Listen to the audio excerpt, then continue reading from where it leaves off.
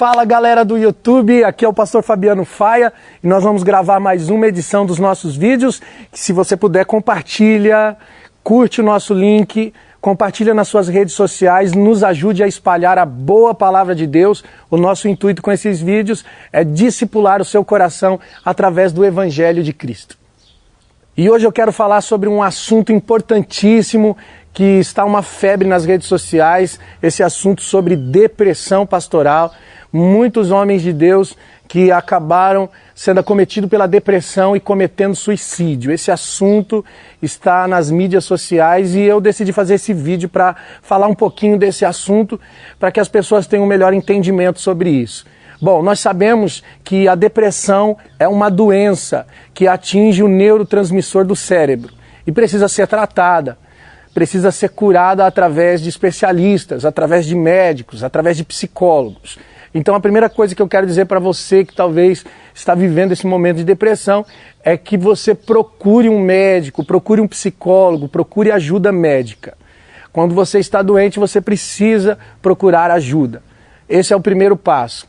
Mas eu quero falar sobre a depressão na vida de líderes, na vida de pastores, de homens e mulheres de Deus. Nós sabemos que o pastor, ele é um tipo de psicólogo, o pastor é um tipo de médico e infelizmente o pastor é como um médico. Quando um médico fica doente, um médico não procura outro médico, ele acaba se automedicando. E isso tem acontecido também na vida de pastores. Quando os pastores não estão bem, eles acabam tentando se ajudar sozinhos, achando que não precisa de ajuda. Em outros casos, os pastores não querem demonstrar nenhum tipo de fraqueza, porque eles precisam demonstrar força, vigor, eles precisam demonstrar superioridade para que o rebanho o siga, para que as pessoas deem a ele credibilidade. E infelizmente, essa doença que eu quero chamar de complexo de super-herói tem atingido muitos líderes e quando eles se isolam, não tem com quem abrir, acabam se fechando, se ferindo e acabam em depressão. Nós precisamos entender que um homem de Deus, um pastor, um líder, é tão homem quanto qualquer homem.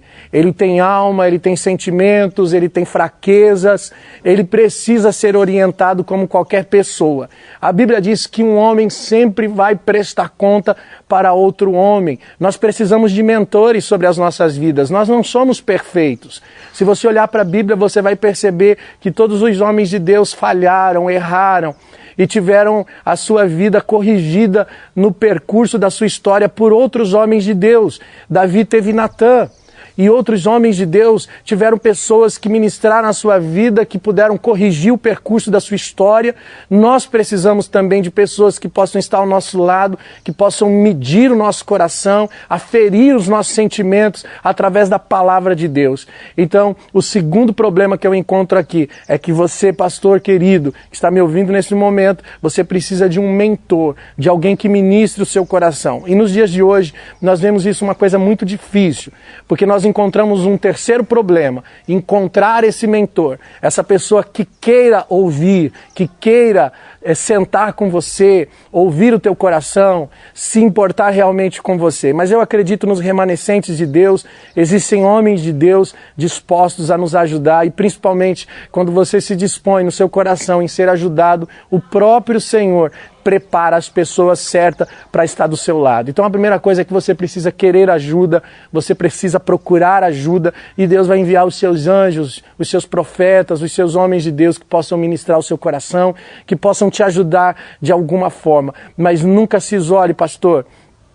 Nós precisamos de mentores. Muitos pastores tirando a própria vida, e isso tem sido muito polemizado. As pessoas estão fazendo um certo drama sobre isso e colocando esses homens que tiraram a própria vida num lugar de herói, quando na verdade é tão triste essa situação, é tão deprimente essa situação, porque os homens que cometeram suicídio na Bíblia, que eu encontro na Bíblia é Judas. Judas cometeu suicídio, tirou a própria vida porque na verdade ele estava sob o domínio do pecado, ele vendeu Jesus e não aguentou a pressão do seu próprio pecado e tirou a própria vida. Alguns citam o caso de Sansão, mas Sansão não cometeu suicídio. Sansão morreu pelo propósito. Ele nasceu por um propósito que era matar os filisteus, destruir a linhagem dos filisteus.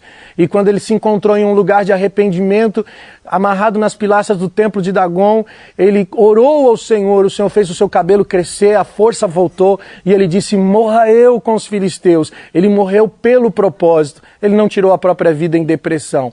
Elias é muito usado para falar de depressão, porque Elias foi ao deserto, em 1 Reis capítulo 19, ele vai ao deserto e ele pede em seu ânimo a morte. É bem da verdade que Elias estava realmente muito deprimido, muito cansado. Elias estava realmente debaixo de um sintoma de cansaço, de exaustão na sua vida, e ele vai para o deserto pedir a morte. Deus fala com Elias e leva Elias até o monte de Deus, mas quando chega no monte, Elias entra numa caverna e Deus fala com Elias através de uma voz suave dizendo, o que fazes aqui, Elias? E Elias começa novamente aqueles mesmos discursos e argumentos. Senhor, mataram seus profetas, eu fiquei só, buscam a minha vida para me tirarem, eu não aguento mais, eu não quero mais saber. Senhor, me ajuda, me tira dessa situação, mas eu não quero mais um ministério. E Deus deu uma palavra para Elias. Na verdade, esse episódio nos mostra que você é mais importante do que a obra de Deus. Pastor, o ministério que Deus colocou nas suas mãos não é mais importante do que você para Deus. Eu não vejo aqui um caso que justifica a depressão. Na verdade, em 1 Reis 19, eu vejo um caso onde Deus valoriza muito mais o seu bem-estar pessoal do que propriamente o ministério que Ele colocou nas suas mãos. Sabe o que o Elias está fazendo? Ele está deixando o ministério. Ele está chutando o pau da barraca, como diz o ditado popular. Ele está deixando, pendurando a chuteira, dizendo, não quero mais, eu quero me encontrar com o Senhor, eu quero ir para a eternidade, eu quero viver com Deus, eu não aguento mais o ministério, estou cansado. E o que Deus faz? Deus dá uma ordem para Elias, ele diz, tudo bem, eu vou te arrebatar, vou te levar, vou te tomar, você não vai mais viver nesse mundo, mas antes você vai deixar as coisas em andamento, você vai voltar pelo mesmo caminho que você veio, vai ungir Azael, rei sobre a Síria, vai ungir Jeú, rei de Israel, e vai ungir Eliseu, profeta, em teu lugar. E é o seguinte, aquele que escapar da espada de Azael, matá-lo-á Jeú. Aquele que escapar da espada de Jeú, matá-lo-á Eliseu. Em outras palavras, Deus está dizendo o seguinte para Elias, aquilo que era para você fazer, e você não quer mais fazer, você desistiu de fazer, esses caras vão fazer. O que um não fizer, o outro vai fazer, até que cumpra aquilo que era para você fazer, Elias. Elias, a Bíblia diz que ele vai direto em Eliseu, ele pula a unção de Azael, ele pula a unção de Jeú, ele está muito mais interessado em deixar o ministério, então ele vai direto em Eliseu, que seria profeta em seu lugar, unge Eliseu, profeta em seu lugar, e a Bíblia diz que quem teve que ungir Azael e Jeú foi o próprio Eliseu. Cara, mas sabe o que me chama a atenção? É que Deus arrebatou Elias de uma forma tão esplêndida. Ele subiu num redemoinho de fogo. Deus enviou cavalos e carruagens de fogo. Que arrebatamento tão esplêndido, tão poderoso foi este? Por que que Deus fez isso na vida de um homem que pendurou as chuteiras, que desistiu, que abortou o processo do seu ministério? Essa era uma pergunta que eu me fiz por muitos dias depois de ler esse texto. E sabe que o Espírito Santo ministrou ao meu coração? Que você não tem que fazer, você tem que ser. Para Deus o mais importante é que você seja, não que você faça. E Elias era. Por isso Deus arrebatou Elias daquela forma tão poderosa e tão maravilhosa, tão honrosa, que ficou no marco da história da Bíblia. O arrebatamento mais esplêndido que existe foi o arrebatamento de Elias na Bíblia Sagrada. Um homem que pendurou a chuteira, que desistiu do ministério e que se colocou diante de Deus. Sabe, querido, se um pastor hoje, ele deixa o seu ministério, ele deixa a sua igreja para ir cuidar da sua casa, da sua família, ele é tido como um desviado, como alguém de má índole. Mas, na verdade, não tem propósito nenhum você cuidar da igreja com a casa em desordem. Não tem propósito nenhum você cuidar de um ministério com os filhos em desordem. Primeiro vem o lar, vem a família, vem a sua casa, vem o seu bem-estar pessoal. Até para amar o próximo. A Bíblia diz que eu tenho que amar como a mim mesmo. Se você não se ama, você não vai amar as pessoas da maneira correta. Por isso tem tantos homens de Deus desistindo de forma mais errada possível. Cara, se você quer desistir, desista, não tem problema. Mas fique com Deus. Escolha a sua casa, escolha o seu bem-estar pessoal. esteja bem. Eu tenho certeza que no momento em que você estiver bem, você vai repensar e vai entender que o ministério não é um peso, ele não pode ser um peso na sua vida. Ele tem que ser um lugar de descanso. E se alguma coisa está pesada na sua vida, você pode ter certeza que alguma coisa está errada e não é com Deus, não é com o encargo, não é com a responsabilidade que Deus te deu, é com você. O que está errado é com você, é com o seu bem-estar pessoal, é com a sua alma, é com o seu coração, é com os seus sentimentos, é com a sua casa, é com a sua família. E tudo que você precisa é ser tratado, ser moldado, ser ajudado. Não se isole, procure ajuda. Eu quero deixar essa palavra para você, trazendo essa explicação sobre a depressão, sobre o suicídio, que não é de Deus. Suicídio não é de Deus. Não fique heroizando essas pessoas que cometeram suicídio. Na verdade, eles são marcos de tristeza, de derrota, de fracasso.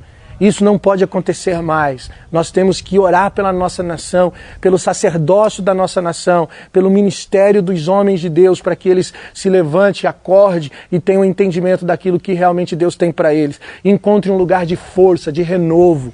Até Sansão, quando o Espírito Santo vinha sobre ele, a Bíblia diz que ele era empoderado de uma força descomunal. Mas quando o Espírito Santo se retirava dele, porque era assim no Antigo Testamento, o Espírito vinha sobre o homem de Deus. E quando o Espírito se retirava dele, Sansão foi acometido de uma fraqueza tão poderosa que ele sentiu que ia morrer, ao ponto de clamar ao Senhor e Deus trazer uma água da rocha para que ele pudesse saciar a sua sede. E aquele lugar foi chamado a fonte do que clama. Sabe, querido, nesses momentos de estafa, de cansaço, de fraqueza carnal, nós precisamos ir até a fonte do que clama, se renovar na presença de Deus, para que possamos novamente revigorar as forças e continuar e prosseguir. Que o ministério seja na sua vida um lugar de paz, de descanso, de convicção, de certeza. Eu profetizo isso sobre a sua vida e te abençoo em nome de Jesus. É isso aí, galera. Se você gostou desse vídeo, compartilha nas suas redes sociais, nos ajude a espalhar a boa palavra de Deus, curte o nosso link, dá like, se inscreva no nosso canal. Nós vamos enviar outros vídeos como esse, trazendo explicações e ensino da palavra de Deus. Beijo no coração, fique na paz do Senhor.